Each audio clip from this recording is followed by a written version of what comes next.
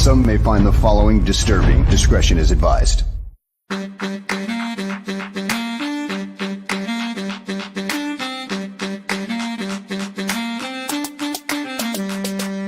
Bears. Because of the way they play the nickel corner here, and the nickel corner plays 88, 85% of the snaps. He's got to be like part linebacker. The Bears. When you're in a scouting room, there's going to be differences of opinion. The Bears. Once coaches get involved, of course, they've got their own opinions about what fits best for what they want to do, and that could be drastically different than what the scouts say. Well, you're looking at traits, and remember when he tested very, very well. The Bears. One thing good about Kevin, he's been with 2 other organizations, as well as being the commissioner of the Big Ten. He's been around. The Bears. With Greg Olson, Jerry didn't want to get rid of him. I didn't want to get rid of him. Nobody wanted to get rid of him. One guy wanted to get rid of him. Mike Martz, because Mike Martz didn't know what the hell to do with him. We tried to talk Lovey out of hiring Mike Martz for a month and a half. He's playing zone, but number one, he doesn't get enough depth with the drop. But who the hell's good? How many times does a 305, 310-pound defensive tackle drop into coverage, especially in a key situation? The Bears. Greg, why are teams wrong on quarterback evaluation so often? Number one, it's a hard position to evaluate. There's probably not as many real good quarterback evaluators as there needs to be. The Bears. The Bears. The Bears.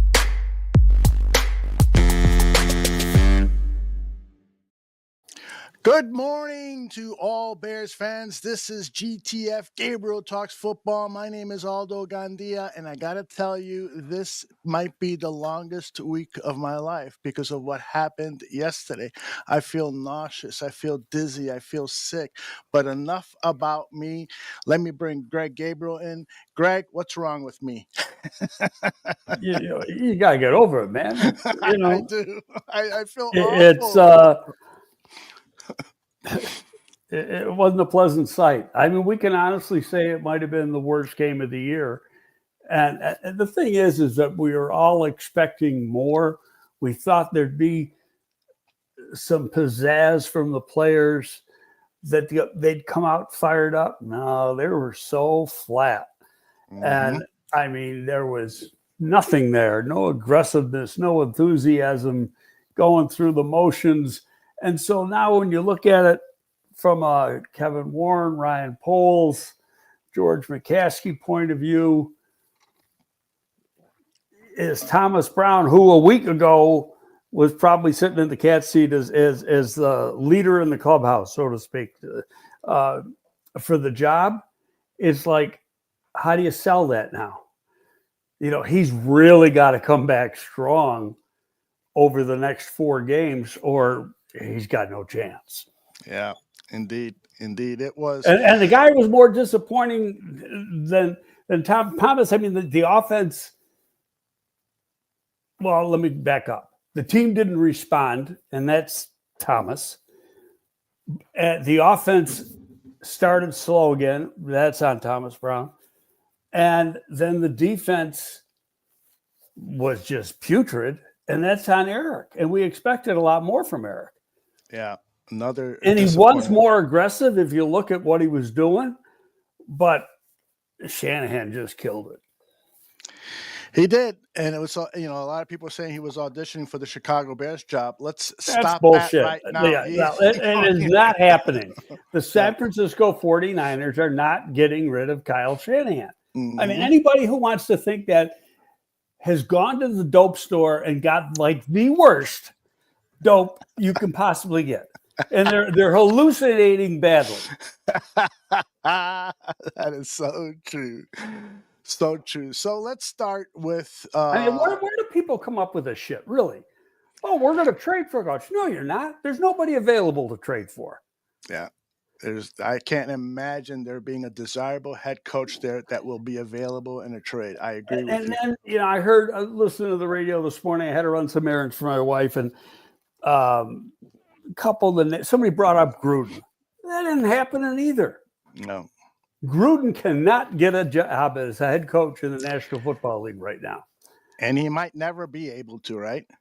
That remains to be seen. But the longer you stay away from the game, the harder it is. But right now, he's got a lawsuit that hasn't even, they can't even decide on whether it's going to be heard by a court of law or an arbitrator. And until that's taken care of, he's got no shot at getting a job because the league won't approve it. Indeed. Craig, all right, so the offense again starts off with absolutely nothing. It's 24-0 at halftime, and certainly we'll get to the defense and some particulars about the defense, but this is like a virus that this offense has, that they have scored, I think, only 10 or 13 points in first quarters all season, and it was bad. I don't know. I mean, it's like, why? I cannot figure out why it takes so long. And then they come out the second half and they get a 70-yard drive and use up 8 minutes of clock. Mm-hmm. It's like, what happened? It's why can't you do that in the beginning of the game? Totally baffling to me. And I don't have an answer for it. I don't have an answer either. And Thomas Brown didn't have an answer. And in yesterday's press conference, it's as if the reporters were trying to make excuses for him because he's won over the media with his speeches. He's won me over with how he communicates. No question. He's done everything right until yesterday. Indeed. Okay. But you liked him. I didn't listen to all the media. I saw the clips that you posted and stuff. He took accountability, which was good. And somebody said, well, you had a tumultuous week and yada, yada, yada. That doesn't matter. Yeah. In fact, I have that one. Let's play it. It's real quick, 35 seconds. Most coaches get months to get ready for their first game. For you, you had a week. Yeah. So how are you doing as far as getting the operation leading up to the game and then on game day the way you want? And obviously you still have 4 more weeks to try to fine-tune that. Yeah, I mean, I feel like the operation leading up to it was fine. I kept my same rhythm offensively. Obviously, there's more on my table when it comes to how I set schedules, communicating with the team multiple times a day. So that's obviously going to continue to be something I kind of work through in the future. But again, I don't make excuses. Whether I have a week or have 5 months to go to win football games, and we didn't win. So that's going to be my only focus today and moving forward. Greg, do you think there's any legitimacy at all, though, in the fact that he did just have 5 weeks at the head coach? This was a hurried 5 weeks, 5 days. 5 days. Hallis Hall was a mess last week with the press conference on Monday and all the changes that the coaches had to do, the shock of it all. Isn't there at least that we can look at and say, okay, let's give the guy a little bit of a break? Yeah. Can you give it an excuse? And I can give it an excuse if it's a close game. They show up, they just don't win. Yes. But let's be honest, Aldo. Yeah.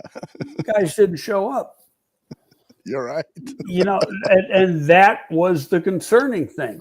I mean, yeah, the offense played much better in the second half. And let's be fair. If Caleb doesn't have that inadvertent fumble, as it was called, they might score there because he's playing good. And then you got a ball game. Mm-hmm. Are they going to win? Probably not, but at least you would have seen something different, and maybe we'd see some fire on the defensive side, but that didn't happen. I think that took all the air out of the sails when that happened.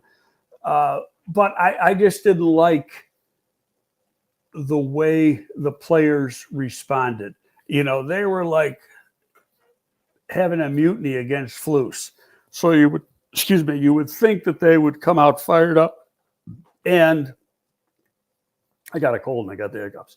They just were like dead. Mm-hmm. They certainly were. Cornelius makes an interesting point here. Thomas Brown wants a violent team. but he doesn't have violent players. The running game sets the tone. He is right about that. I mean, Roshan Johnson was terribly missed yesterday because No question. yeah, and there, we're going to talk about Poles a little later, but for this team not to have the depth at running back, I know Khalil Herbert is not a power running back, but he was missed too. Travis Homer ain't it as a running back. I'm sorry. Well, he got hurt too. I think he got a concussion. He did. So, and actually, Darrington Evans isn't bad, but he's only been back for a week. Yeah. So it's a mess. And you look at the line. I mean, I've been sticking up for 2 years for Braxton Jones. I can't anymore. He was terrible. That might have been his worst game.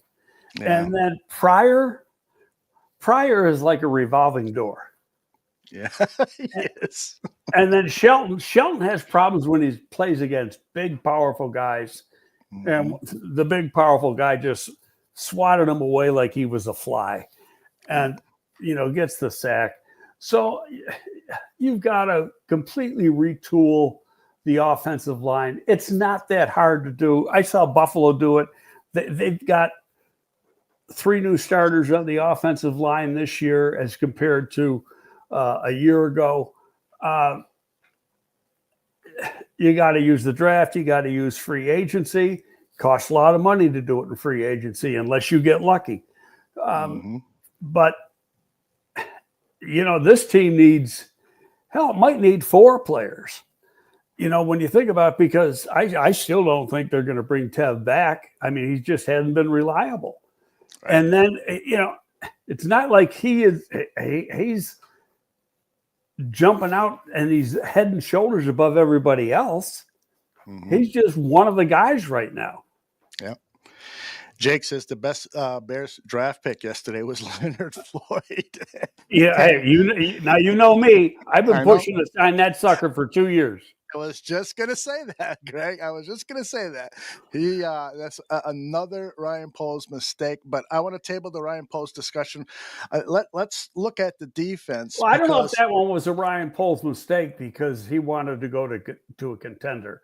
He was with Buffalo last year, which was a contender.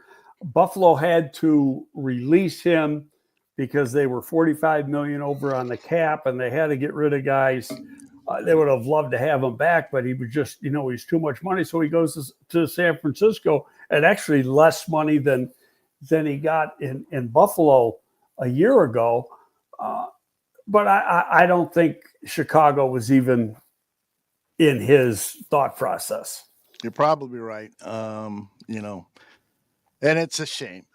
Now, you've always said, too, money talks. You can lure a player back with money, but Poles is and overpay. I mean, Leonard. Here's the thing with Leonard, though. I mean, Leonard's like 33 now or something, but sucker never gets hurt. Never gets hurt. When he became a free agent after his stay with the Rams, he had played 5 years without missing a game. Yep. How about that? Unbelievable. Well, let's talk about the defense, and then I want to get to kind of the major topic. The defense just was a sieve in that first half. I expected their first drive for the 49ers to have some success, scripted plays and all that stuff. The Bears, the tumultuous week, flying across West Coast and so forth. There's some injuries on the defense. Jaquan Brisker's been sorely missed. Billings is the guy that's missed. Even more than anyone else. You're absolutely right. I mean, because he's that anchor in the middle of the line. And, I've been saying it for a few weeks. You need one more of those guys because they play the rotation and you got to have 2 of them. So there's always one anchor sitting in playing that one technique. And right now they don't have that second guy. And Zach Pickens is a miss. I don't see an NFL future for him, at least not. You see flashes, Dexter got hurt. I didn't think he was going to come back, but he did come back in the game. I don't know if I haven't studied the tape. It's like, why should I? So I don't really know if he did anything after he got hurt, but he was out for a considerable length of time in the game. The other guys are guys, you know, I think the ends are all right, but you need help inside. Yeah, for sure. Thank you, A10 Warthog. I switched my audio up a little, so I hope that sounds better. Thank you very much. Yeah, I almost hate to talk about the future because, as people in the chat are saying, it's like the needs have multiplied over the last few weeks. You know. Well, you can say that. You got to sit back and look at it in reality terms. You've got, and every time I come on here, I try to get out of my head Greg the fan and think strictly as Greg in the front office, which is a totally different thought process. And you do have injuries. I mean, that was going to be rough from the start. The offensive line is yet as bad as they are. They still have not lined up with the offensive line they had hoped to line up with at the beginning of the year. They haven't played one game together. That's right. But still, you know, like Braxton, it's in his third year. He's got all the traits in the world with athleticism and stuff. He still gets tall, and when he gets tall, he can't anchor. But now he's never had a problem with speed. And yesterday he was having a problem with speed. Now, you know, is he dinged up? I don't know. This time of the year, everybody's dinged up. But hey, you know what? Deal with it. It's your freaking job, man.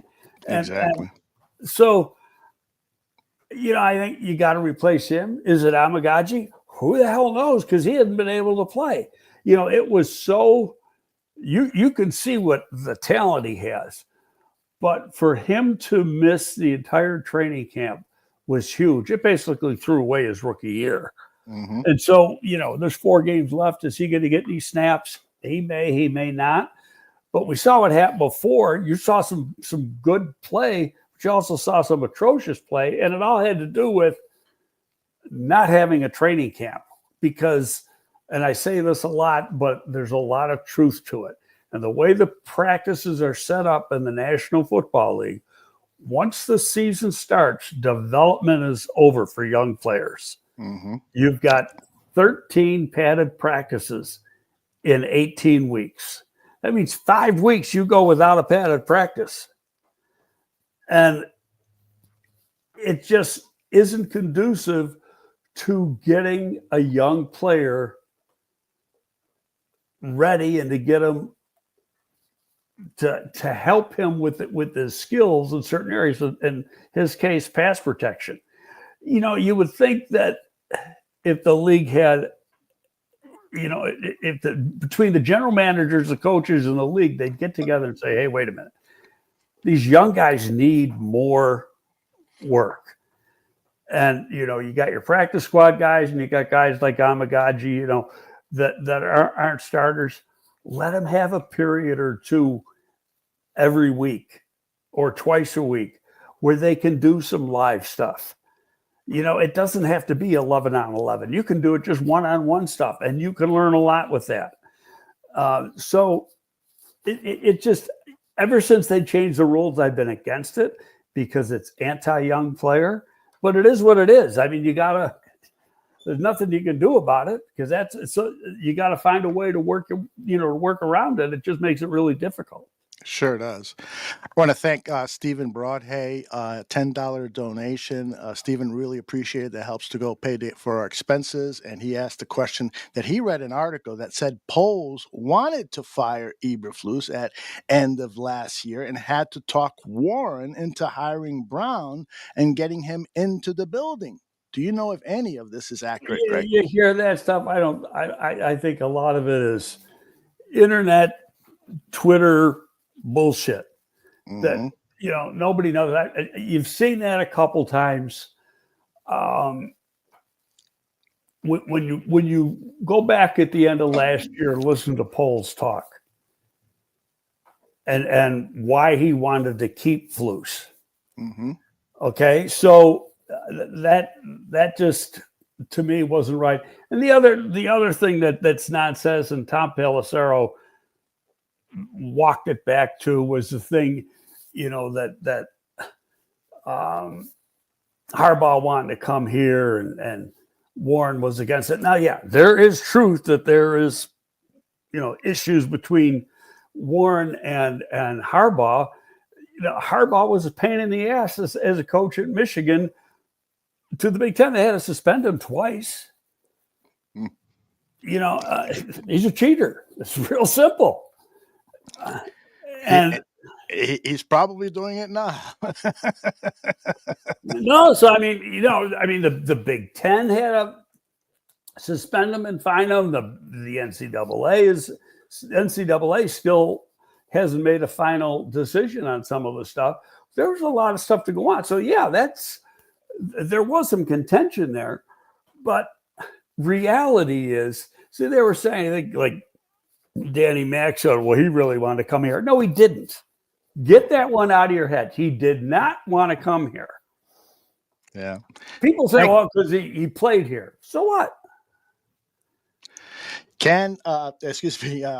Thank you again, Steven, for the donation. I read Brad Biggs. Did you get a chance to read Brad Biggs? I read just some. I did it like speed read it. Yeah, that's what I did. And one paragraph really jumped out at me. Let me put it up on the screen.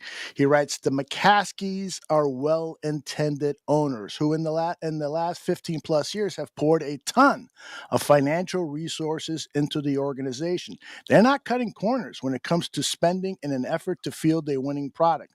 They're not meddling in football decisions and imposing their will when it comes to choices for the roster or direction of the team. But when they've had to make critical decisions, they've made the wrong ones, and those that they've empowered have followed with their own mistakes. Greg, I couldn't agree with that more. At least from my understanding, he could be totally off. Maybe they do other things. What are your thoughts about what Brad Biggs just wrote? There's a lot of truth to that. Like I know from my own personal dealings with the McCaskies, they're pretty hands off.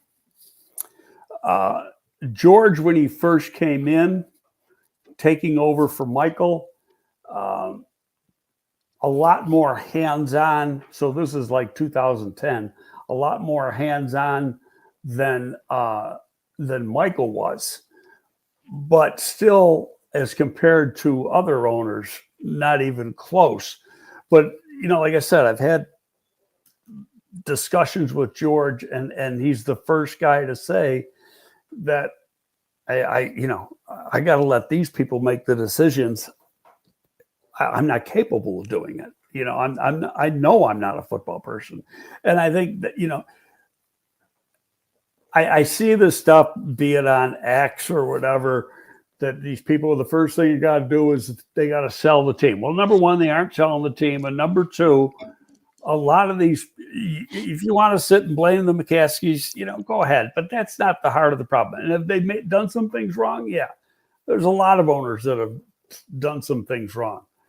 But where the truth of that statement by Brad was, they're not meddling. They spend money. They spend as much money as anybody else in the league, if not more. There's never a problem getting anything done. That if you need capital to get something done, they do it. I mean, just look at what they did to Hallis Hall. Mm-hmm. They got the best compound probably in the league right now. And if it's not the best, it's in the top three. And, they're way ahead. I remember I was down at Baltimore and their setup isn't bad. Not Baltimore, Indianapolis. And their setup isn't bad, but it's not close. And it was better than what we had when I was at Hallis. But Chris was telling me, and this is before the plans even came out. He already knew about it because, Ryan Pace was involved, and a lot of it was his doing and his planning. Was it? He goes, God, you should see the structure they're going to build there. It's going to be crazy good. And the stuff that they're going to have inside the building.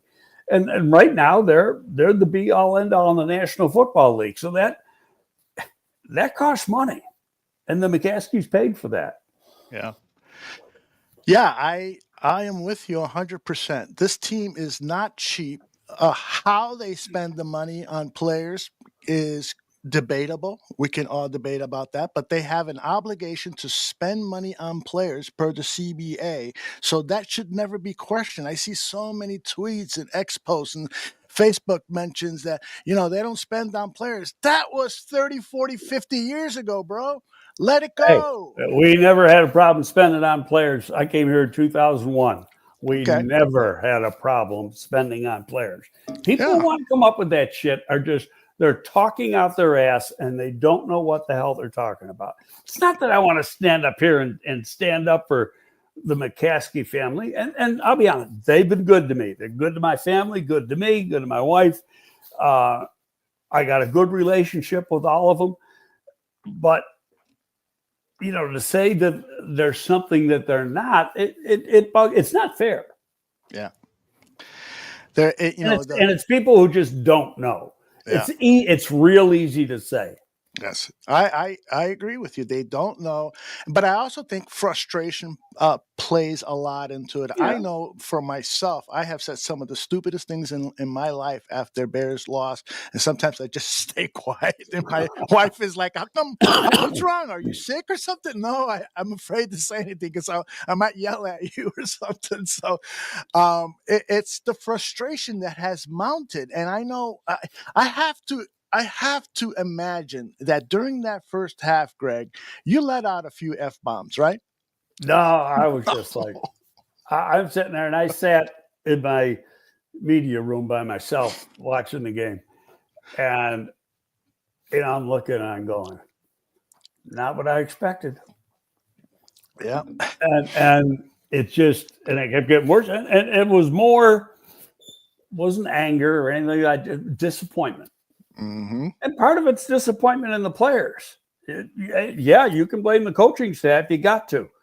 But you got to put some blame on the players, too. They're the guys playing the game. Absolutely. We saw Cole Kmet again drop an important pass, that 2-point conversion.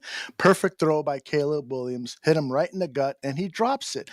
And, I've been defending Cole Kmet since he was drafted. I liked him coming out of the draft, and he had a so-so rookie season. I said, give him time. It takes time to develop, and he has developed.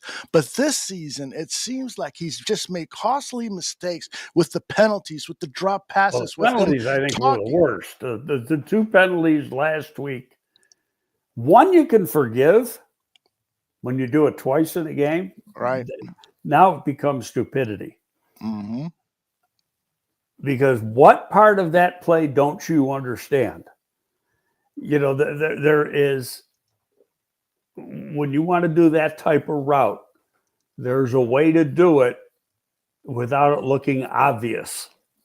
Mm-hmm. Exactly. And over this, since and when you lean into the guy and give him a shoulder, that becomes obvious. Yeah. And you do it multiple times. That's like you walk into the bank with the gun out already. That you're gonna. I'm here around you. Indeed. T3P podcast says Kmet have to stop podcasting, and I haven't seen him much on CHGO. I did see last week. Once. Yeah, I did. I'm not a big Chicago fan. CHGO. It doesn't do a whole lot for me.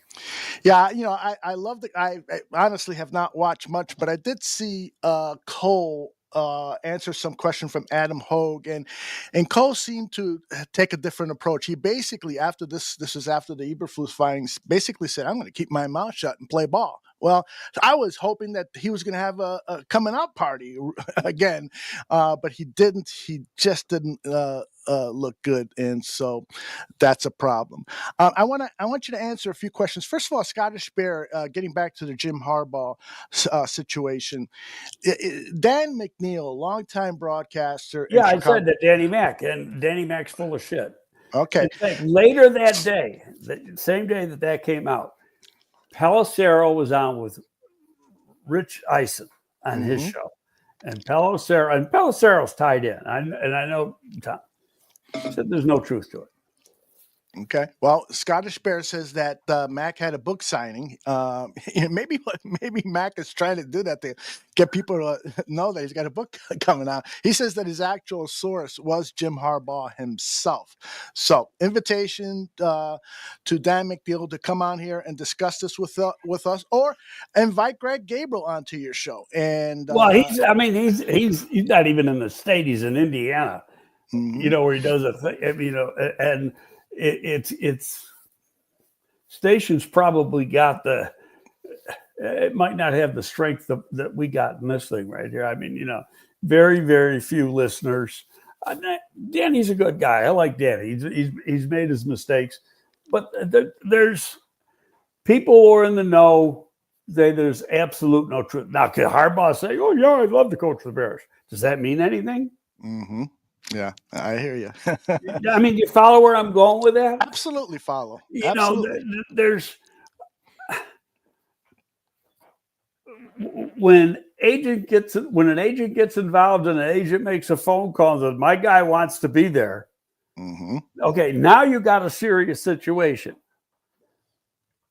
Yeah, man, you got a really serious situation. Yeah, you know, so you know, and regardless, he's not here. So you know, it just gets to be a pissing contest. You know, so forget about it. It's like, okay, who's going to be coaching the team next year? That's all that's important right now. Mm-hmm. Absolutely. That is. Although for us fans, shit talking is very important. And it's been a couple of Detroit Lions fans in the chat room doing their share of shit talking. And Matt Fochisi reached into his pocket, came out with a $5 bill and says, in case nobody knows, Detroit is good. Best owner, best coach, best everything. Shit. Just making sure everybody knows. The owner, well, first of all, that the owner is a member of the Lucky Sperm Country Club. There you go. That's a daughter. That's right. Mrs. Firestone. And when dad died and then mom died, she got the team. Yep. So, and she knows enough to keep out of things. Yeah. And the guy behind the scenes there, you know, the GM gets a lot of credit, but there's a guy behind the scenes who you never hear about, who really deserves a lot of the credit, and that's Chris Spielman. Oh yeah, that is right, Chris Spielman. You know, Brad Holmes gets a lot of credit, but Chris Spielman should get his fair share of credit. Absolutely. Yep. Michael Thomas says that Hogan Johnson said that Poles got a 4-year deal. Do you think? Do you think they're going to extend them? That's I was told 5-year, and that he had the same deal that Flus had. They were signed at the same time and done by the same agent. Why would you give the coach a head up over the GM? Yeah, no way. That does not make any sense whatsoever. Yeah, but we don't know for sure. They have the Bears never announce what the terms of contracts are. Right, now, rightfully so. You know, in my you opinion. can. Kevin Warren said Ryan Poles is safe. Okay, could he change his mind? Because Ryan Poles has got the right to contractually has the right to hire and fire the coach. Mm-hmm. But Kevin Warren's got the right to fire the GM. Right. Which is, I let out a little rant at halftime yesterday saying that I think all eyes now are on Ryan Poles because he's had 3 years. He made promises at the beginning of the season. He said, this team, it's going to be hard to make this roster. Well, really? You got such big holes. I don't know. In fairness, and I'm not sticking up for him. There's been a lot of injuries too. Sure. And so the depth's not as good as you want. I mean, when you think about it, you got like the guy starting at right guard, who's been starting at right guard most of the season, was supposed to be a backup tackle. Mm-hmm. You know, and not a starter. But part of that's Poles' fault because Nate Davis was supposed to be your starter. And Nate Davis was a slug. You know, like I said, he deserves the blame on two key things, and that's Nate Davis and Chase Claypool. Regarding trades, the acquisition. Well, one was a trade, one was a free agent acquisition. Yes. A lot of guaranteed money for Davis, and if you look at Davis's tape, he deserved the money that he got. Where I'm convinced that and I've said this 1,000 times, so I don't want to keep repeating it, they missed on the football character. He doesn't have any. Right. Well, and I will add that, and I love Keenan Allen, but the $20 million they invested in him for this season and the fourth they picked round, up his contract, so it wasn't like they gave him money. So the Chargers are paying Allen's deal? No. That's just he's got the final year of his contract. That's right. You basically, when you trade for a player in the National Football League, you're not really trading for a player. You're trading contracts. Yeah, I understand that. So they picked up a contract that is $20 million or so. I don't think it's 20. I think in his case, I think it's about 18. Yeah, 17 or 18 million. Yeah. The average was about 20, but that had a lot to do with the bonus and how the bonus was amortized over the course of the contract. But the Bears didn't pick up any of that bonus. That was dead money to the Chargers. Mm-hmm. But my point is that money that they're paying Allen this year and the fourth round draft pick they invested in acquiring him would have better been spent on Tyler Badon's, however you pronounce his name, offensive lineman who really could help this team, as opposed to journeyman offensive linemen who are never going to make a Pro Bowl. You need stars on the offensive line. Well, you got to have solid players. Yeah, there's no question about it. And they don't. And again, the injuries play into it, but it's just, I know Teven's a favorite of a lot of people. He does nothing for me. And part of it is that there's no reliability. He's missed more than a full season in 4 years in total games missed. And of late, he don't play that good. Hot and cold player, better run blocker than he is a pass blocking. None of these guys are good pass blockers right now. Yeah. It just bugs me, when you were at Hallis Hall, did you guys have a plan to build inside out, or was it just best player available as post professors to adhere to? What was the philosophy? We went out, I've said it before.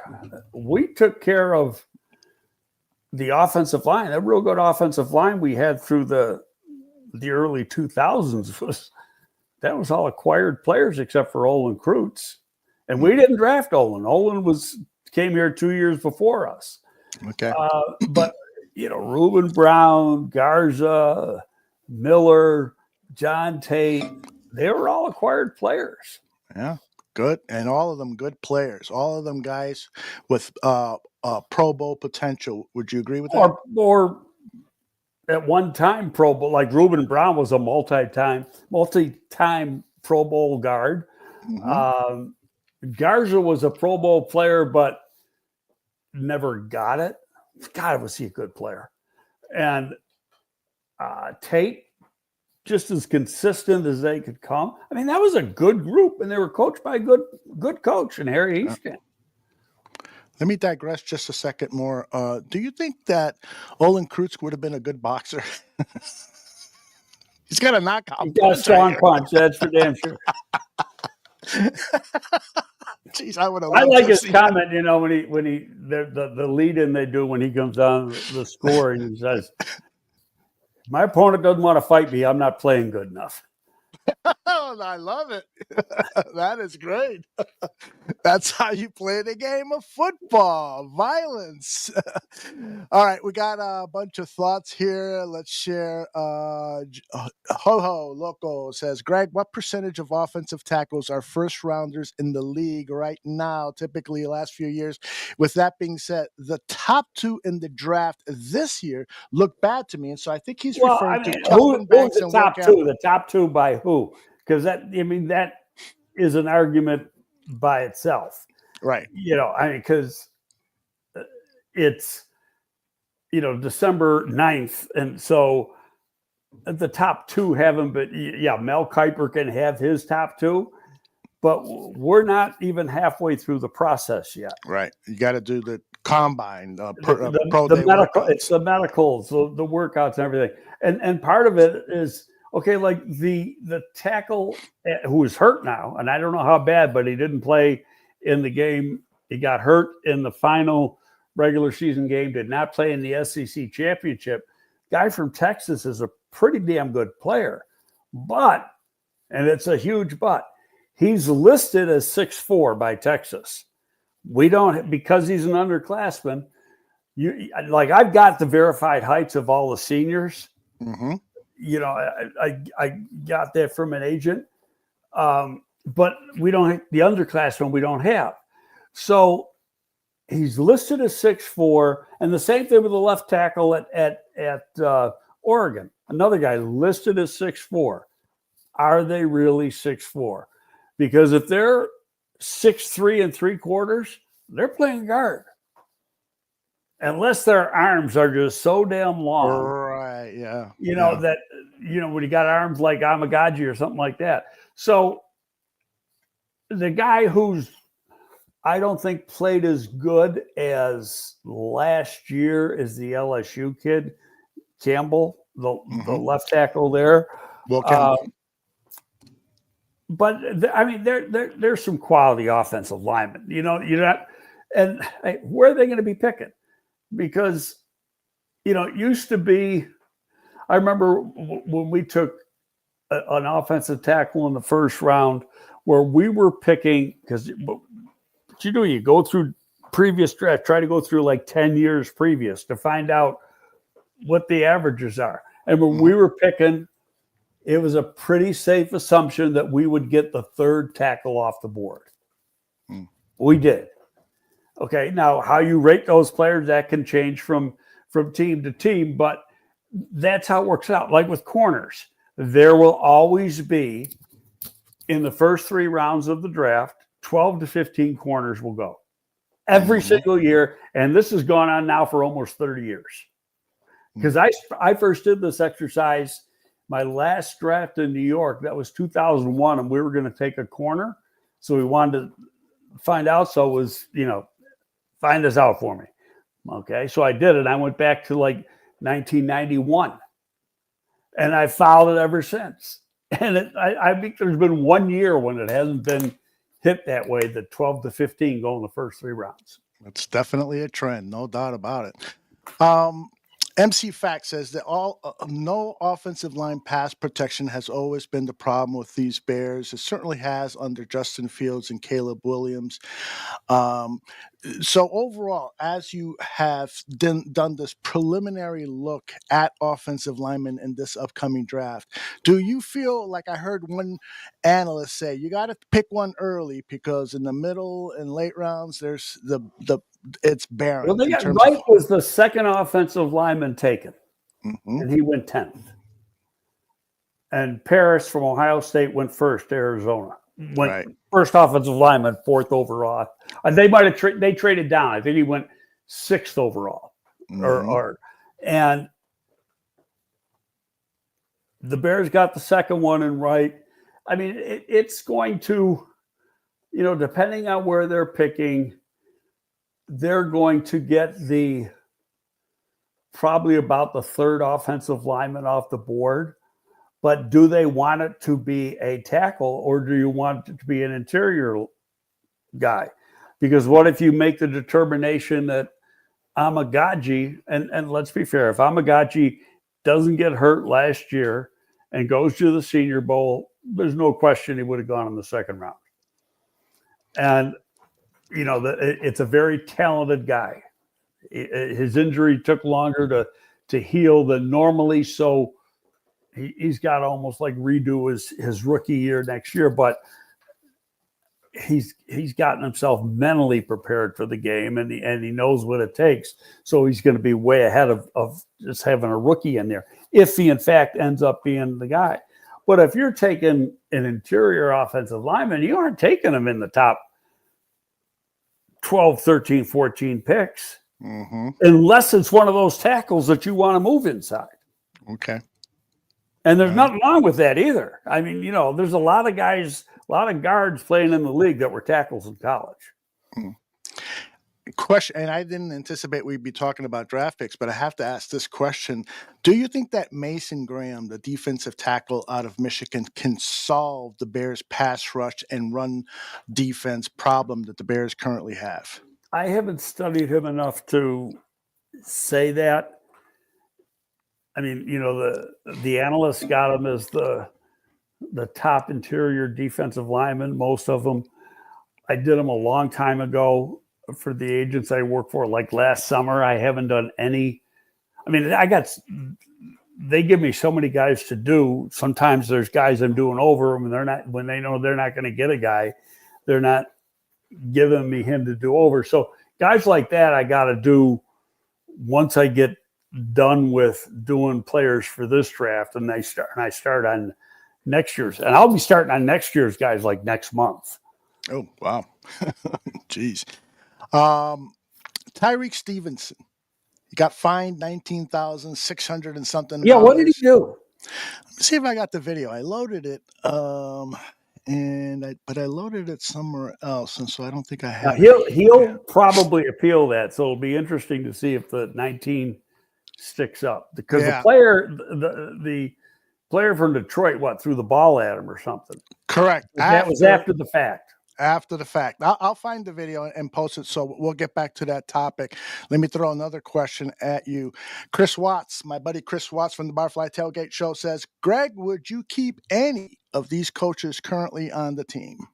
I can't answer that because I don't know who's going to be the head coach.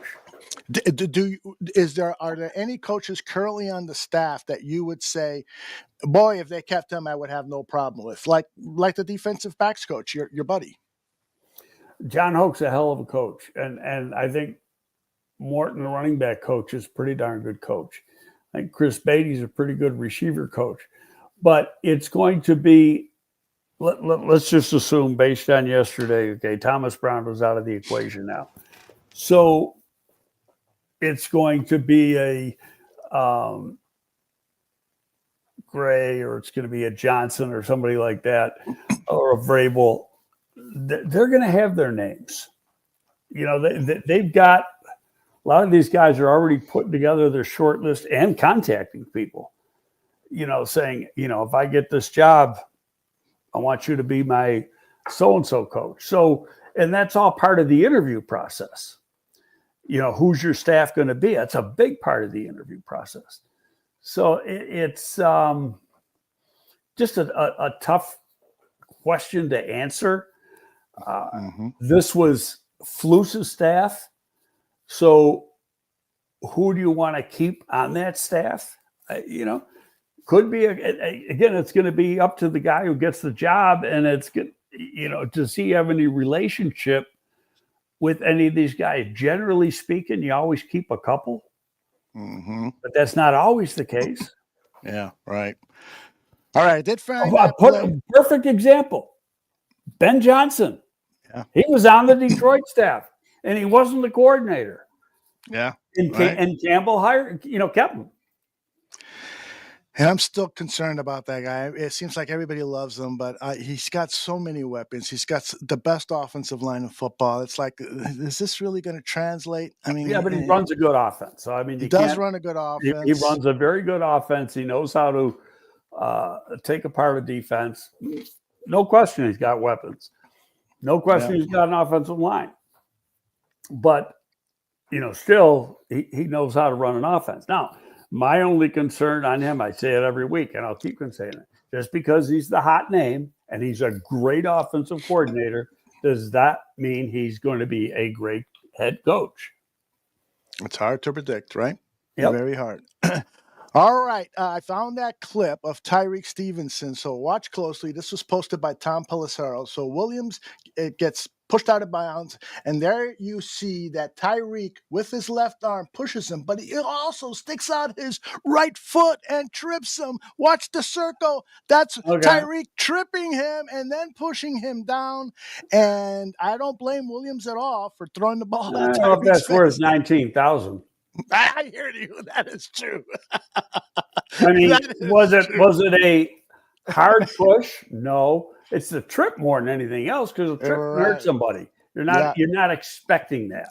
Exactly. I mean, the push was a little. Come on, a second grade girl's going to push you like that. I mean, come on. You went to a tough school, man. Those Catholic girls were wild, man. So this is another instance of Tyrique perhaps not showing the maturity needed, after the Fucking fiasco. knucklehead. He is a knucklehead. I'm worried about him. He's a No, big well, baby. hey, you know what? And remember, I said when we were talking about him pre-draft, Mm-hmm. I said he made mental mistakes. Yes, you did. I Okay, remember. and I said, and the biggest one, the talent was there, but the game that really jumped out from his final year at Miami was the North Carolina game, and he blew 3 coverages on that game. And what I didn't know is that, to me, he blew 3 coverages, but unless you know exactly what the guy's being asked to do, Mm-hmm. you don't know for sure. Like, was he supposed to have over-the-top help on some of those? I don't know the answer to that. That's where Right. you got to make you make a school call and then you see it. And then when you're talking to the coaches, you say, hey, on this play, this is what happened. And of course, they're going to remember the play. What did he do wrong? And he might say he was fine because, the safety made the mistake or whatever. But still, that was concerning to me. And and when you blow a call or blow coverage, that's mental discipline in most cases. Well, right now, his problem is not physical talent. It's all up here. His mental discipline leaves a lot to be desired. Do you blame any of that on the coaching staff, or is that an issue that, hey, this is on the player? That's on the player because, I know the guy coaching him. And I know how and John will get after your ass now. So, and if you notice, they've been playing Smith a lot more. Yeah, it's played. Tyrique has better traits. And not really, when you look at the raw traits, I didn't even know if the raw traits are better because Smith is 6'1.5", 200 pounds and runs like a 4.43 or something and can jump out of the building. Yeah. So, and he's a smart kid. Mm-hmm. So maybe they just made a mistake on that one. From a mental standpoint, maturity standpoint, yeah, they made a mistake. Do you think there's any trade value in Tyrique Stevenson? And do you think that perhaps the Bears might be interested in moving him? He was, if I recall correctly, he was a second rounder, was it? Second round, yeah. Second rounder. Because he's put up really good tape, as you say. He's a last year he played good. And the second half of last year, as a rookie, he started off slow. Teams went after him because he was a rookie. Mm-hmm. Second half of the year, he really played well. So you expected him to take a jump. Well, he hasn't taken a jump. If anything, he's regressed. Yeah. And a lot of it is regression because of stupidity. Yeah. And so, yeah, what can you get for him? Well, you're going to have a cap hit on the, 2 years worth of a signing bonus, whatever that was. And that was pretty good chunk of change for a second round pick. You're not going to get a second round. You're going to lose on that deal. But hey, it is what it is. But that's going to be, a combination of polls on who the next coach is. And do they want to keep him? Right. I mean, I think his career could still be absolutely salvageable, but it's mostly on him right now. That's the scary thing. Does he have the discipline to play this NFL game of football? Jim Richards, who is one of our regular Detroit Lions fans, I'm pretty sure he put this up as a joke, so let's not laugh at it. Would you guys trade 2 first-round picks for Dan Campbell? Well, they're not going to trade him. I mean, so why bring it up? He's just instigating. That's why. I know. It's we got a pretty good coach. We got the best team we've had in 50 years. So we're going to trade him to get 2 first-round picks. That makes a lot of sense. Right.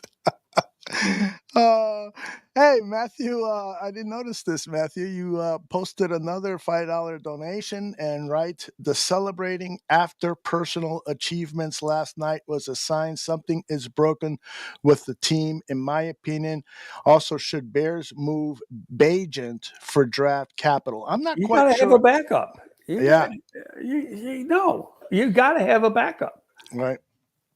In this league, I mean, Kayla's been lucky so far. He's played every game and he's gotten the shit kicked out of him. Yes, he has. There's a couple times when you thought, "Whoa, he isn't getting up from that," and one of them was yesterday.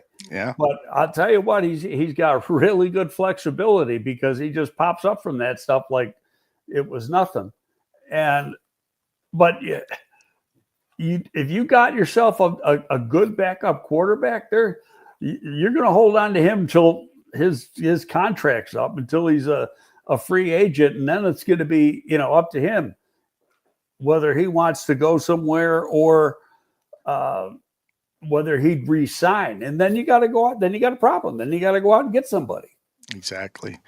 It's hard to evaluate Tyson because he isn't getting the NFL snaps this season, but he quite possibly could be the best backup quarterback in the NFL. It's hard. I don't know about. I mean, we haven't seen enough to say that.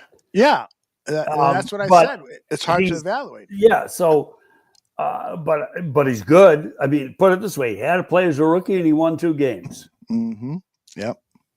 I like how King Booker World put this. The team is in a Cancun mindset. They have been since Washington. Players and coaches failed this year. You ever been around a team that you felt like, we're not going to make the playoffs?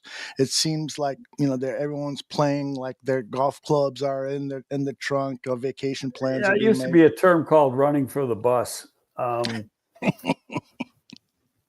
But generally you don't see that until like the last 2 games, and they don't show up. But let's be honest, they didn't show up yesterday. Defense didn't. Yeah. The offense showed up in the second half. The defense, they still haven't shown up. They had 2 drives where they had success, maybe 3 drives where they had some success, and that was it. And they had a couple plays, and I know, going back to that question the guy had, or comment the guy had about celebrating, like the one safety gets an interception, and it's like he's Jonathan Owens, and he's reacting like it's a game-saving interception. Hey, put the fucking ball on the ground and get to the sideline, and that's it. You're getting your ass kicked.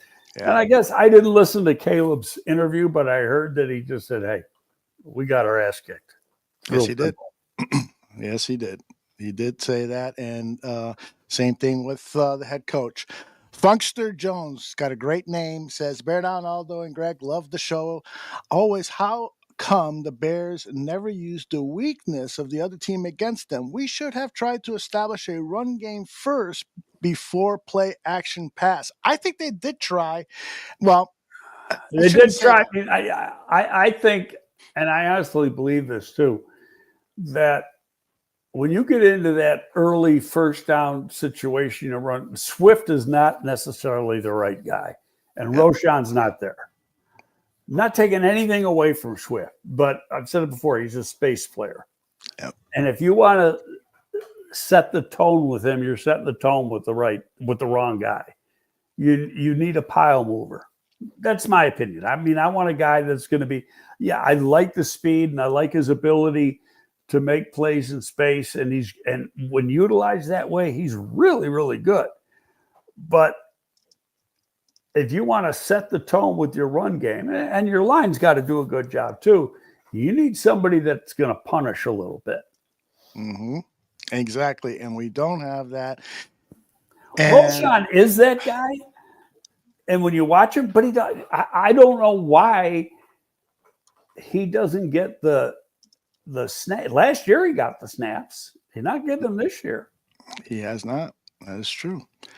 And now he's got a concussion. And that's another thing. God, these guys with the concussions, taking forever for them to come back. You know, Bates has been like 4 weeks now too. Mm-hmm. And in fairness, this isn't the Bears doctors. This is league mandated. The league mandate, yeah. Brisker is eligible to come off this week, so we'll see. He's been saying on social media that he's feeling much better now, especially since Zebraflus was released. Yeah. Do you think that's a good thing that a player is basically applauding the release of a head coach via social media? Well, obviously there was a problem there. What the problem is, who knows? Yeah. I feel like they should just keep that to themselves. Mouth shut. Yeah. Why are you doing that? I don't get it. You're very welcome, Funkster. Let's see what else we got here. Brummy Bear, do you think Nate Davis saw what a mess the coaching and player culture was and thought, F this, I'm not being a part of this shit, and took himself out of the clown college that is the Bears? No, he stinks. He was like that from day freaking one. That's right. That's right. He missed. He didn't partake. He signed the contract. Only took part in mini camp, veteran. You know that you have to, or you get fined. A year ago, doesn't take part in the rest of the offseason program, and then he's hurt for a lot of training camp. And we find out that mom was sick. Mom ends up dying. So we're throwing him a pass. Well, cruel thing to say, but I think mom was an excuse. I hate to say that, but I think you're right. 3.5 says, please ask Greg if the Bears should cut off all players' podcast participation. I don't think you can. Yeah, I don't think you can either. Strongly advise. Right. Yeah, I mean, the head coach is doing radio broadcasts and getting paid for it. These players are not doing these podcasts for free. They're generating income and they're exploring post-career job opportunities. So you can't do that. But it does appear like it could be impacting their play. That would have to be a CBA thing, don't you think, Greg? Yeah, I can't sit here and say it's impacting their play. Aaron Rodgers is on ESPN on that one, was strictly a podcast. Now it's a show. Mm-hmm. He's on that once a week. I think every Tuesday. Now he's on Tuesdays, which is his day off. And he's making $1 million a season is the reported fee that McAfee is paying him to be on that show. Of course, McAfee's making a fortune too.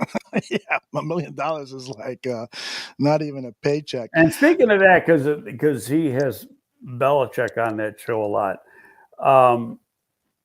looks like Belichick's going to North Carolina. Can you believe that? Well, I think part of it, actually, yeah, it doesn't surprise me. It's a challenge.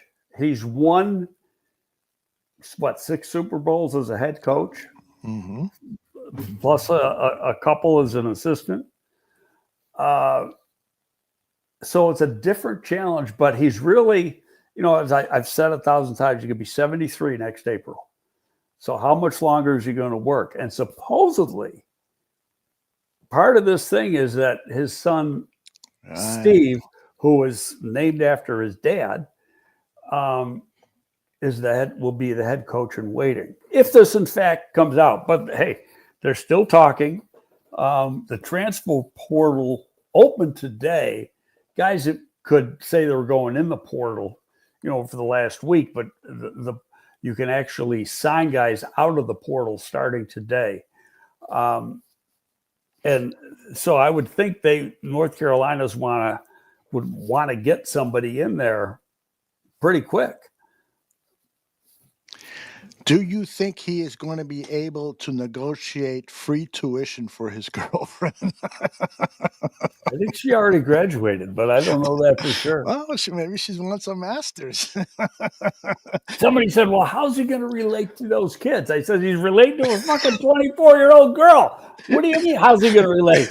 In a way, I'd like to be related. Do you think that he's doing this for his legacy? I mean, I guess he just talked about that, but that he wants to lead North Carolina State to a conference. North Carolina, not North Carolina State now. Excuse me, to a conference championship, the college football playoffs, and that would solidify his reputation as one of the greatest coaches, winning without Brady, essentially. Yeah, I mean, the problem is he's still going to be 73. North Carolina, I'd have to look up. They didn't have a strong class because a lot of guys decommitted after Brown got let go, a few weeks before signing day. Signing day was last week. Mm-hmm. And so they, who they signed, that number was down. So he's got to go in order to make up for having a small incoming freshman class. You got to, get guys in the portal. A lot of those guys in the portal get money, get NIL money.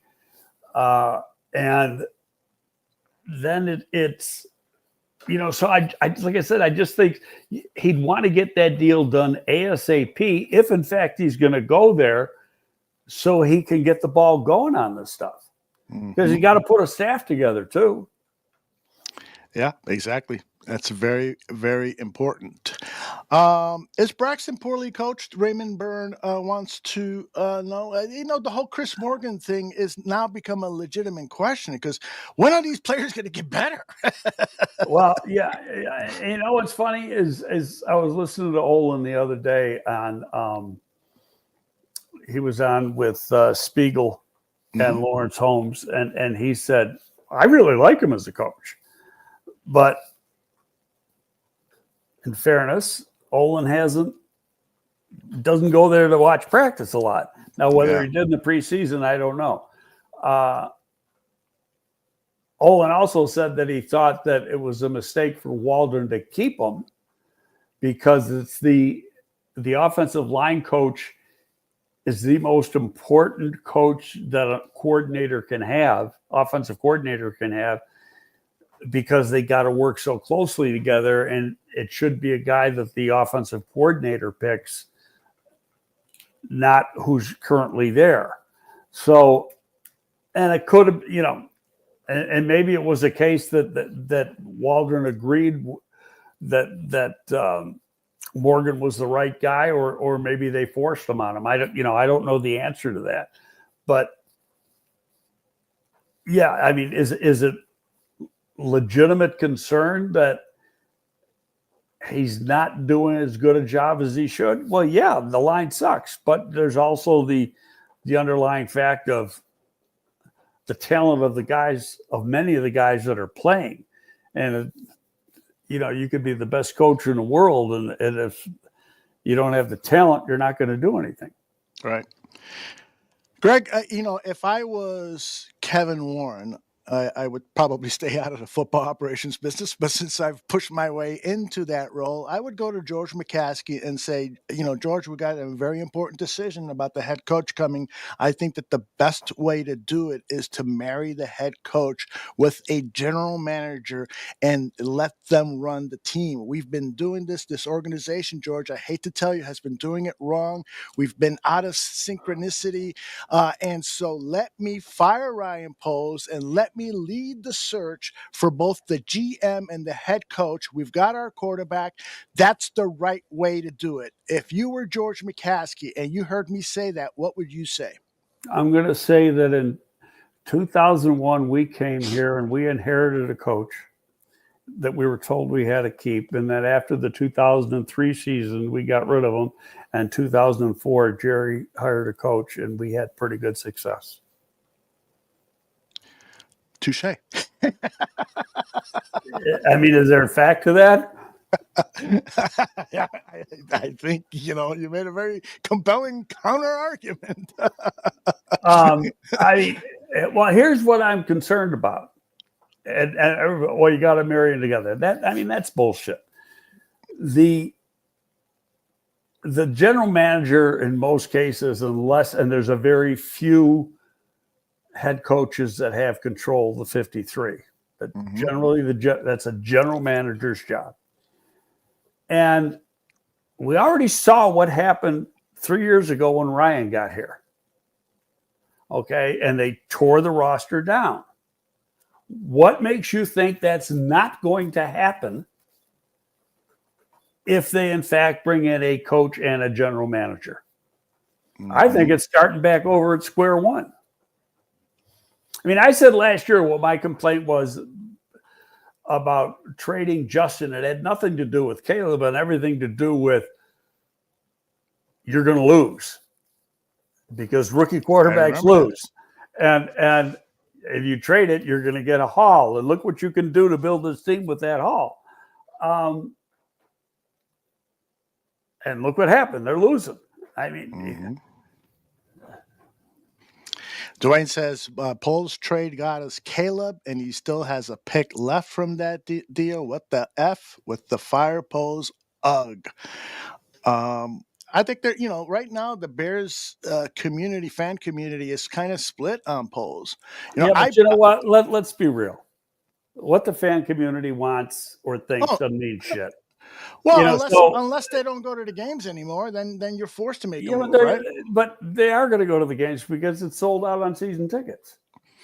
Except for 1,000 tickets, it's sold out on season tickets. So they have the number of season tickets drop, and that ain't going to happen. Right, but merchandising sales are important to this team as well. That's true, but that merchandising sale money doesn't just go to this team; it goes to every team in the National Football League. Right, that is true. Okay, That's so true. I mean, the Bears are making money on the Rams jerseys being sold. Greg, I made this T-shirt for myself, and it's Ryan Poles built because I thought the team was built. But now, as opposed to its T-shirt celebrating, it's a real condemning message. Real easy to punch holes. It is when things don't go the way they want. I take advantage of that. I think. I mean, we saw like how well Billings was playing in the beginning of the year, and he is the anchor of the defensive line. And now you want to. You want to poke fun at Poles and piss and moan at some of his signings. How about getting that one for dirt cheap? Yeah. Not only does he get it for dirt cheap, he extends them after the first year and still has them dirt cheap. Yeah, pretty good. Let's talk about Caleb Williams because there is in the chat room, we've got dozens of people participating in a debate about Caleb. Caleb is holding on to the ball too long. Caleb is the reason why the offensive line isn't black and white. Caleb, and then you got the other half saying this guy has Superman-type powers. We just have to nurture it. We have to give him a better offensive line. We have to give him better coaching.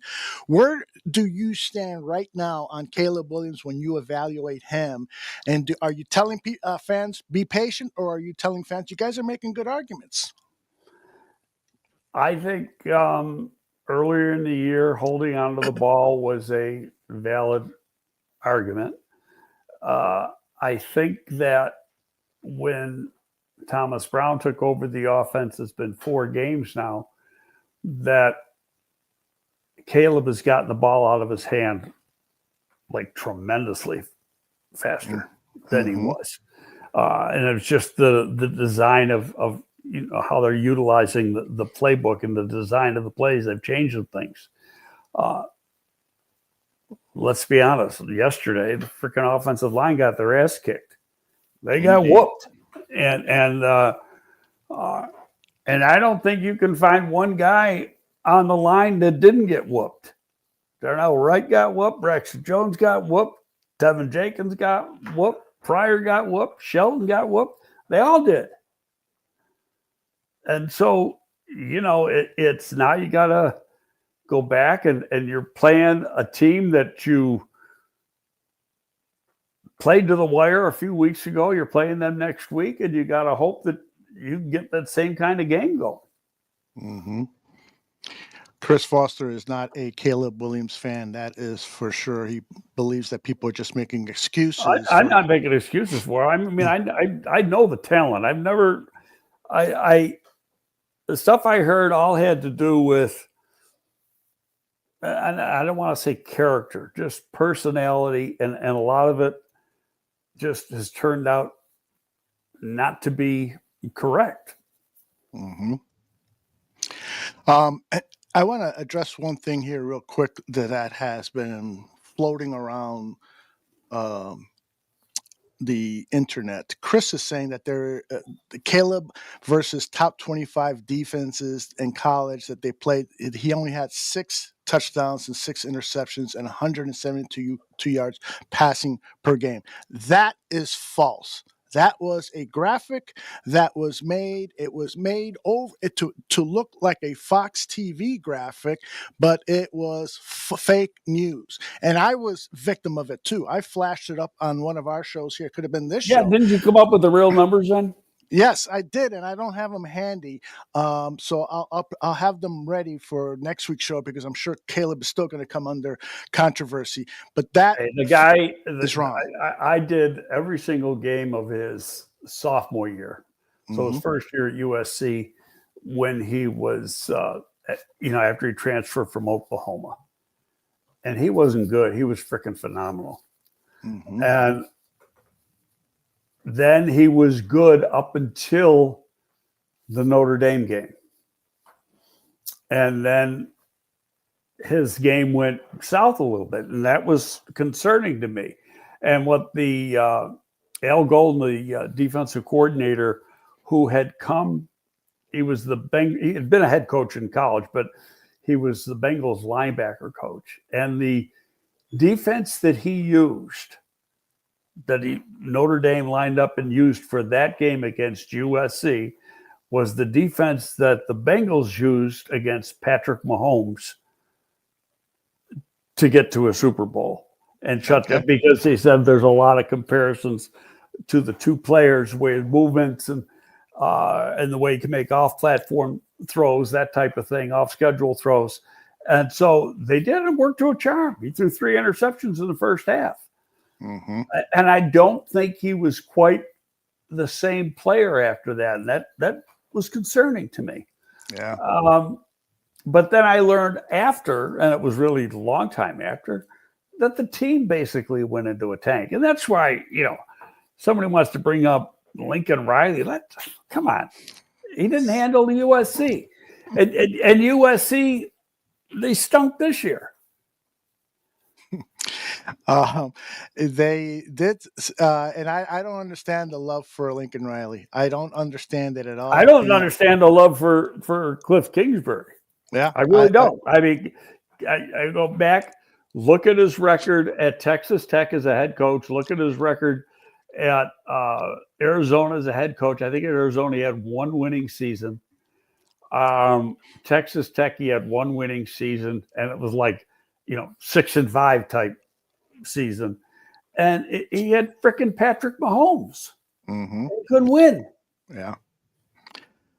All right, let's get a few more questions out of the way. And Dwayne Corey has a couple of good posts here that I'd like you to react to. First of all, he says, do you think Brown would install a different offense if he had the time? Well, it's a good question. So you go back and you look where he came from. And where he came from was L.A. and McVay, which is the same place that Waldron came from before he went to Seattle. Waldron had installed his own touch on that scheme, but the base scheme is very, very similar. I think Brown would have had his take on the offense. A lot of it would have been the terminology and stuff, your base stuff would have been very, very similar, but then you put your own signature on it, so to speak. And that probably would have been different or a lot different. We've seen that just in a few weeks. But it's hard to do it mid-season after you work a whole off season on it. It's not easy to do. And then he follows up by saying, I think it is still the offense itself. Brown is using Waldron's offense. The run blocking is off. And how many times do you see two receivers in the same area way too often? Well, that's throughout the NFL. That's I can't speak for all of that because he can't rewrite the book. Right. Okay. It's too late in the year. It's too hard. You only got X amount of hours in the day to work, and you got only a certain amount of practices. You can make adjustments within the scheme. You can change some of the concepts within the scheme for an individual game plan, but you can't rewrite that whole playbook. You'd have to do that next year, and when you got the off season to do it. Now I lost my whole train of thought. There was another part on that question. Said the run game is different. I heard something which I didn't know, and Olin said this the other day, that when Waldron originally came here, Morgan was named the run game coordinator, and Morgan was going to use the run scheme that the Bears used last year, where they were pretty successful with. And about midway through the off season, Waldron changed that to a different run scheme. And now that can change your blocking concepts and everything else. So, and I didn't know that until, Olin said it the other day, and that might've been Friday. So that alone can have a big effect on your offense because you're not doing what your guys did really well last year. Yeah, that's a great point. Russo asks, would you still draft Williams over Jaden Daniels after watching both of those players play this season? Yeah, I think Caleb's being asked to do a lot more than Jaden does. It's a different situation. And you don't look at 1 year. You got to look at a bunch of years. Let's see what they look like 2 or 3 years down the road. Josh Allen was, after his rookie year, there was like, well, we might have done the wrong thing. He completed 54% of his passes. He was like, threw a lot of interceptions, all sorts of stuff. It took him time. And if you look at history of some of the great quarterbacks in the game, Hall of Famers now, they were putrid as rookies.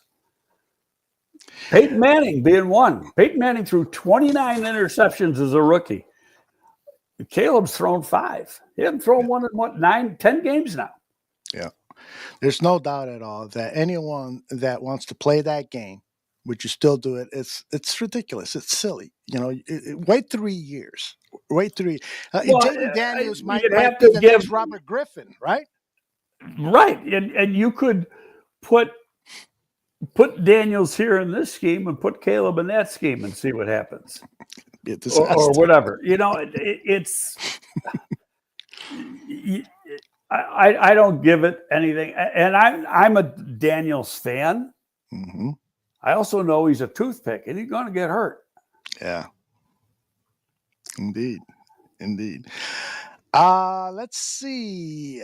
Why hasn't Poles been good at vetting picks and or coaches?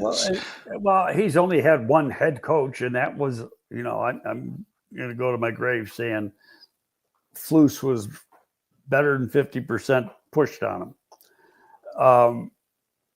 Especially when you look at how quickly that whole thing came together. Go back to contracts. Contractually speaking, the head coach picks his staff. Can Ryan be involved in it? Put his 2 cents in? Yep. So Eberflus says, I want to hire Alan Williams. He was with me at Indianapolis. He's a good man and so forth. What does the GM do? Did they hire a company to do a background check on him? I think, that was all discussed last year when they had the issue, and nobody still knows what the issue really was. Right. It was a surprise to everybody. I mean, it surprised the people at the Colts. And he spent, 4 years there? So whatever the issue was, it was a surprise. Let's say a guy like Flores, I think Flores has hurt himself as far as being a head coach in the near future. But what happened in Miami is not enough to prevent him from being a coordinator because he's not controlling a whole team. Okay. Let's see. What else did I got here? I got Slick there. Josh Brown. Do you agree with Josh Brown when he states that Jaylon Johnson has slightly regressed this year? He's not making the big plays he made last year. So if you want to use that as a criteria, then you could say yes. The scheme as a whole hasn't played as good as you'd want. And the problem was, the first half of the year, they were. Who was playing then? Some guy named, and I keep going back to that, some guy named Billings. That's right. Well, somebody put up that they were having trouble against the run even when Billings was in the lineup. There were a couple of games. I mean, but what they was that classical bend dope break. Yeah, they were making yardage between the 30s, but then they get inside the 20 and they get into the red zone and right. They were keeping everything down. Front. Yeah, indeed. All right. I mean, they were. We got to be fair. One of the lowest scoring defenses in the league for a good part of the season. Greg, would you try Teven Jenkins at left tackle? No, He's a lot. He can't play left tackle. He played 1 year in college at left tackle. He was a right tackle for 3 years in college. He's not a left tackle. Boy, you didn't even think about that one. You can't prepare. I mean, I did him when he was coming out. He's a right tackle. Yeah, Danny Sherman of the Barroom Network also said that. Mike Gibson has an interesting question. Greg, do general managers generally have rounds in the draft that they struggle drafting? Poles has not been great in the third round. Do you think they are more willing to take risks in the third round, and that's why they're potentially not panning out? That's an interesting question. It gets back to, this is strictly my opinion, how you line up how your board's lined up. Now, could you push somebody up so he could be available in the third round? Yeah, but I don't know the answer to that without being in the room and see how they put their board together. When you put the board together, it's generally a consensus of all the people involved in the process. So, but yeah, it can be like, who's the third rounder they struck out on? Velas, right. I don't know of anyone else. And Pickens was technically a third, but he was a 64th pick. He was really a second round pick. But Pickens was hurt a good part of this year. He's had some moments since he came back. There hasn't been consistency. There has not been consistency. You're right. Let me ask you this regarding that. Put it this way: I'm not ready to throw him out the door. Yeah. Okay. Generally, what I've read, and I think we've talked about this before, is that the general manager will focus most of his time on those high draft picks because that's where the most money is being spent. Those are the impact players, and that when it comes down to those mid rounds, mostly day 3 picks, they rely much more on the word of their regional scouts. It's those guys that are pounding the table for their guy and so forth. Yeah, I mean, there's. I think it's the same throughout the league that day 3 is a scouts day. Okay. Which is rounds 4 through 7. But generally speaking, you're going to get a guy, depending on where you're picking in the 4th round. Let's say you're picking high in the 4th. Mm-hmm. You very well could be looking at somebody who is at the bottom of the 2nd round on your board. Because again, I keep going, we get into the draft season. Every board's different.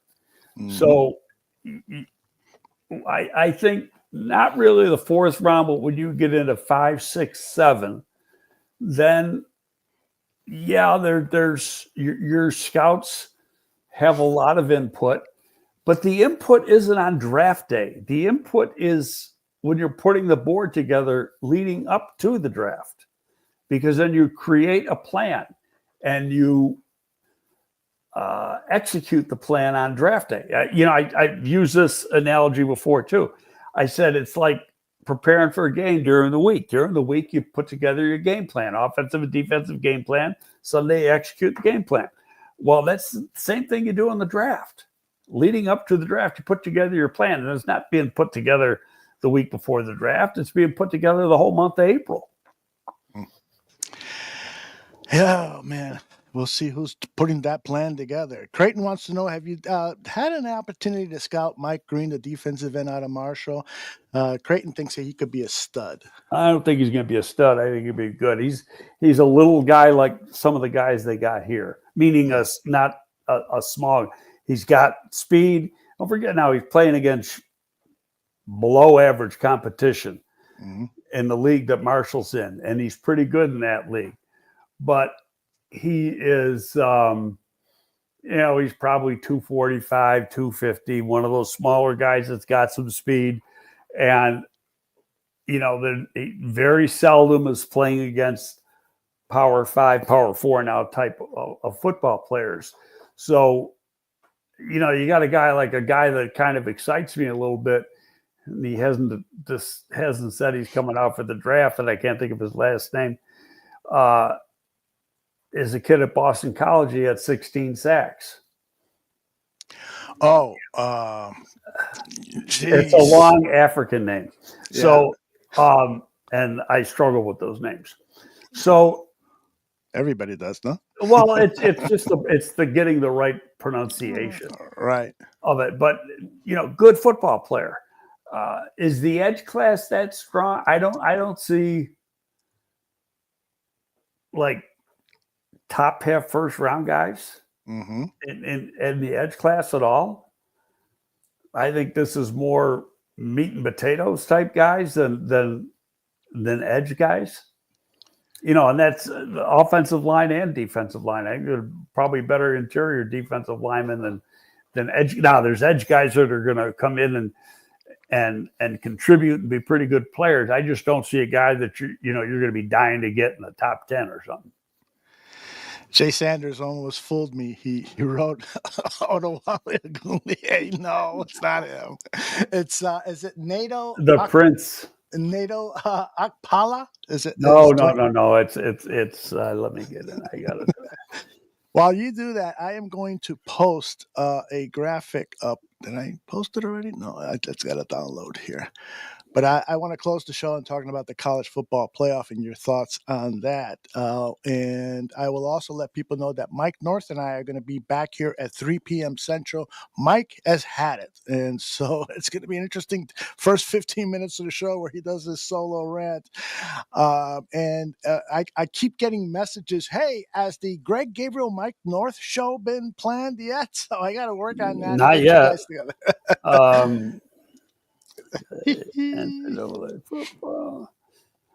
That is funny. That is funny. Could you do a 3:00 show someday on a Monday? Might be. Depends which Monday. Yeah. Like I got an East-West call today at 2. That's going to be finish. That could put together the roster for that. That could be the All-Star game to go to, man. They got some good players this year. Eric's done a good job, real good job. Yes, he keeps battling. Going to be interesting. I'm getting there slowly but surely. Okay. I'm using my phone, and it's a lot slower than. I got the college football playoff brackets up, and I'm dying to ask you about Izuruku? Izuruku. Spell the first Donovan Izuruku, I think is how you say it. Donovan. He had 16 and a half sacks. Wow, Izzo. But not a big guy, 6'2", 247. All right. BC, right? Yep. Keep an eye on him. All right, here is our college football playoff brackets. I stole this graphic off the internet. Whoever made it, nice job. What do you think about Notre Dame being ranked number 7 or seeded at number 7 and facing Indiana? A lot of people had Notre Dame as high as 3 on their own personal Well, the AP settings. poll, but the way I think they got to do the seeding differently. They're handing the top 4 seeds to conference champions, and in some cases they don't deserve it. Case in mind, Georgia. Georgia's lost 2 games. Yeah, they beat Texas, but do they deserve a top 4 and a bye? I don't think so. So, and I think because of that, so you got Oregon, Arizona State. Arizona State does not deserve a bye. Boise does not deserve a bye. They don't play the strength of schedule is the weakest of all these other schools in there. But that's the way they set it up, at least for this year. I think we got to change it. Notre Dame, I would say the only one who is above them that shouldn't be above them for seeding purposes is Penn State. Mm-hmm. And Penn State gave Oregon a hell of a game, no question about it. But they still, they had some really, really, really close games during the season that could have gone either way. And Notre Dame, after the second game of the year, they shit the bed and lost to Northern Illinois. And then they won the rest of the games by like an average of 40 points or something. I mean, they just blew everybody out. I think they should have, they're number 7. I think they should have been number 6. I think they should have the spot that Penn State has. Otherwise, I think given how they got this thing set up, it's probably correct. Okay. Do you like the format? Do you think they're closer to getting it right? Well, I think what I said before, I said I don't like handing some of these conference champions a bye. Right. So in essence, making them a 1 through 4 seed when they don't deserve to be a 1 through 4 seed. Yeah. That means they're, because you could win the Big 12, and the Big 12 a lot of times is a shitty conference. The ACC sometimes is a shitty conference. And so, top to bottom. And so why are they getting a bye? And then, Boise is the group of 5, and Boise had a good record. But go look at who they played. They didn't play anybody. Exactly. What do you think about the Notre Dame-Indiana matchup? You think this should be a cakewalk for Notre Dame, or you think Indiana's got a good football team. Have you seen them at all? Yeah, I saw a couple games. They're really good. No, they are. They're very well coached, very, very disciplined football team. They play, and that whole team was put together with transfers out of the portal. He had like 11. Now the coach came from Signetti, came from James Madison, which is a group of 5 level school, and he brought like 11 kids from James Madison with him. Yeah. Well, I saw them play twice. And of course, the biggest impression they left on me was they're getting their asses kicked by Ohio State. So and they got to play. They're going to play this game at Notre Dame, and Notre Dame generally plays well. If Notre Dame wins, they play Georgia, who gets a bye. A lot of people thought that game was going to be in Atlanta in the Peach Bowl, but it's not. They're going to the Sugar Bowl, so at least it's not a home game for Georgia if they in fact win. Right. Because playing in Atlanta, like the SEC championship, Atlanta's a home game for Georgia. I mean, the campus is 70 miles from downtown.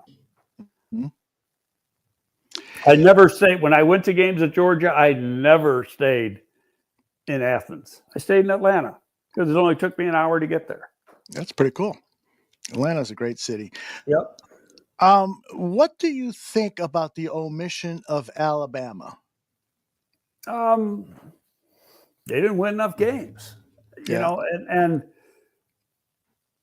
I think if SMU they started out that game getting beat badly by Clemson and then came back strong. Mm-hmm. Had that continued to be a blowout, I think SMU would have been out and Bama would have been in. Yeah. But it didn't. But, some of the seedings, like, let's say Texas wins. If Texas wins, some of these, like Notre Dame, is up a notch. Mm-hmm. See, the team, and that was another fallacy. They said, and part of it is the guy who runs the committee this year is a Big Ten AD, so he's going to favor those Big Ten teams. Right. Interesting. He's the Michigan AD, and used to be at the University of Buffalo, by the way. And he, so he said, well, if you lose the conference championship, you're not going to get knocked that badly. Well, why? You lost the freaking game. A game's a game. That's my way of thinking. To me, it should have been, if it's a close game, it's one thing. If you get beat bad, now Penn State didn't get beat bad, but if you get beat bad, that should show on what your seeding is. Right. What do you make of, the fact that Notre Dame is 7 and not 5 or even 6? Their only loss was against NIU, and I know that was a monumental. I mean, that was but you know what, Aldo? They're not in a conference. Had they beat NIU, they're only going to be a spot higher. Right. That's one of the things. What if they're 12-0? Which would have been the only other undefeated team in the country is Oregon. Yet would have been a 5 or a 6 seed. See, that's to me, that's one of the fallacies of the format, the way they have it right now. Being penalized because they're not in a conference. And I don't know, it could be, they're the only one, but if the SEC deserves to have probably 3 schools in the playoff because of how strong that conference is, and they got 3 schools. You got Georgia, Texas, and Tennessee. So the first round matchups for those listening on our audio podcast, it's Tennessee versus Ohio State, Clemson versus Texas, SMU versus Penn State, and of course we already mentioned Indiana University and Notre Dame. Which of those 4 matchups, Greg, are you most looking forward to watching? I think the toughest game, unless you use the Michigan game as an example, is Ohio State, Tennessee. Mm-hmm. And that's and when you look at the seedings, that's the 8-9 game. Yeah. So I think that could be a really good game. I think Texas will kill Clemson. I think Penn State will beat up on SMU pretty good. And I think Notre Dame, Indiana is going to be a good football game. Now, Georgia lost their quarterback. He's done. He got hurt at the end of the first half. Might have been the last play of the first half. He's got a UCL injury. And he's going to need surgery probably to repair that. So he will not be playing in the playoffs. So this happened last year to Florida State, right? And so they basically knocked Florida State out of, was it Florida State or Florida? Florida State. Yeah, they knocked them out of the playoffs because their number 1 quarterback. They only had 4 schools last year too. Yeah, so why aren't they knocking Georgia down? Well, the other guy played the whole second half and still made plays to win. Wasn't like he stunk. True. I just think it's really Texas was a heavy favorite in that game.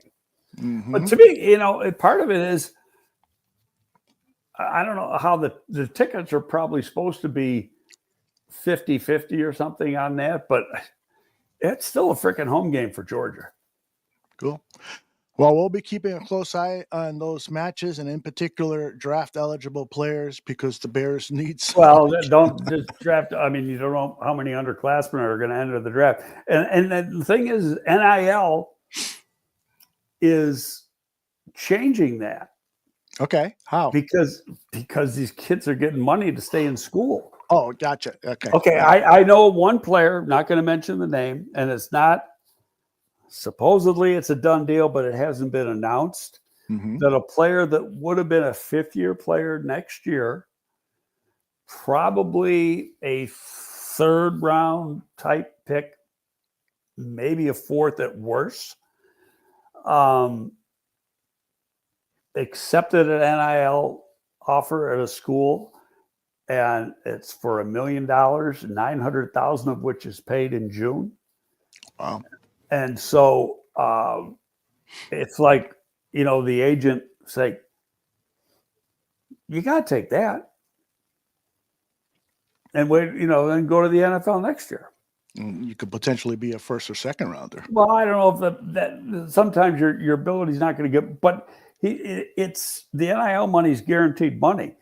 The only guaranteed money you get, especially if you're not a first round pick, is your signing bonus. Well, your signing bonus, if he's like third, fourth round, ain't no $1 million. Yeah, good point. Football players are underpaid, don't you think? Oh, as compared to baseball players, damn straight. Fucking Juan Soto excuse me. gets what, $750 million or something? My God, that's crazy. And then you got to pay $50 for a beer. No, I know. Thank you. No, thank you. All right. That is going to do it for our show. Any final thoughts, Greg, on the mess at Hallis Hall? Well, you know me. I try not to be negative and try to be positive. I just want to. I just hope, because I like Thomas Brown. I hope for his sake he can turn this around. Because if he doesn't, if they swing in, now it's not a loss. It's how they play. Yeah. Okay. So if they are as putrid as they were yesterday, his chance is out the window. Exactly. It's over. I totally agree with you. I like the guy a lot. I'd like for him to have a good showing. If he becomes the Bears head coach next year, I don't know. It probably won't happen. See, now it just yesterday he becomes a harder sell. He wasn't a hard sell yesterday morning. Right. Last night he was a harder sell, but now he goes 4-0 or 3-1 in the last four. Okay, well then it becomes a little easier to sell. Right. We've played the three NFC North teams really, really tight, and we still have a game with each of them coming up, and that is Seattle important. at home, which is Thursday night. So I think that's an advantage for the Bears, with Seattle having to come halfway across the country to play a Thursday night game. Indeed. The schedule makers really handed it to Seattle there. All right, for Greg Gable. By the way, special thanks to Stephen, Broadhay, and Focheesy for their donations. Really, really appreciate it, guys. And thank you for everyone who's joined us live. And please press like and all that stuff. Share it, make a comment, all that stuff that helps us with Google and YouTube people. Really appreciate it. Thank you all very much. We'll see you soon. Bye-bye. See you next week. Thank you.